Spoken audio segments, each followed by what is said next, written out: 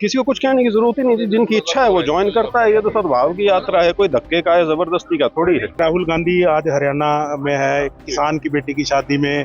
क्या उम्मीद जताई जा रही है, क्योंकि आपने भी यात्रा की शुरुआत राहुल गांधी जी से कहने पर ही किया है। कांग्रेस नेता बृजेंद्र सिंह की सद्भावना यात्रा आज करनाल के नीलोखेड़ी विधानसभा के एबला गांव में पहुंची है। तस्वीरें देख सकते हैं किस तरह से कांग्रेस नेता बृजेंद्र सिंह है वो तमाम कांग्रेस पार्टी के कार्यकर्ता है उनसे मिलते हुए नजर आ रहे हैं। तमाम लोग यहाँ पहुंच रहे हैं, उनके साथ फोटो खिंचवा रहे हैं। एक बातचीत कर लेते हैं। बृजेंद्र सिंह जी, क्या कुछ कहना चाहेंगे? आज यात्रा का कौन सा चरण जो है नीलोखेड़ी विधानसभा?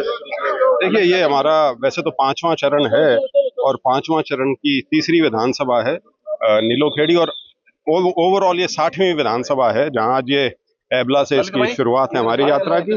और आज ये नीलोखेड़ी शहर में जाके इसका आज के दिन का समापन होगा।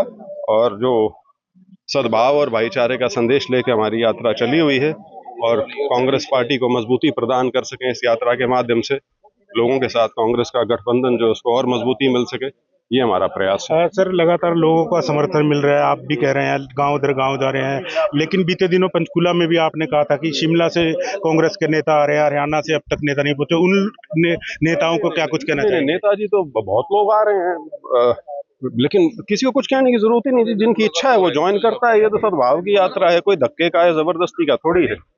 जिसको लगता है कि इस चीज से हम जुड़ के और पार्टी को मजबूत कर सकते हैं, वो आते भी हैं। जिनको नहीं लगता वो अपनी मर्जी से नहीं आते। सर, राहुल गांधी आज हरियाणा में है, किसान की बेटी की शादी में।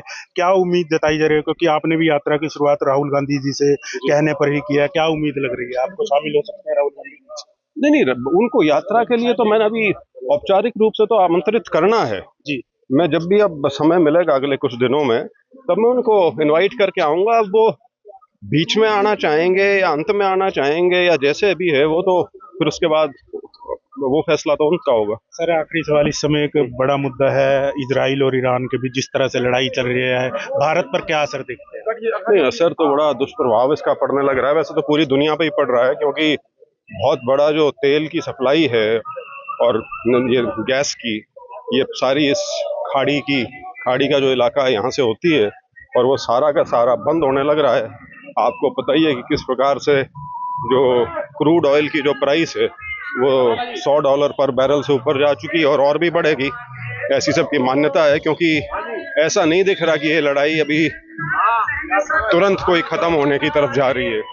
तो इसके दुष्प्रभाव तो पूरी दुनिया पे पड़ेंगे, लेकिन भारत का कूटनीतिक तौर पे जो एक हमेशा नॉन अलाइंड स्टैंड जो रहता था, वो हमने इस लड़ाई में खो दिया है। क्योंकि इस लड़ाई में हम बड़ा स्पष्ट है कि हम जो आक्रांता है इस केस में, हम उनके साथ खड़े नजर आ रहे हैं।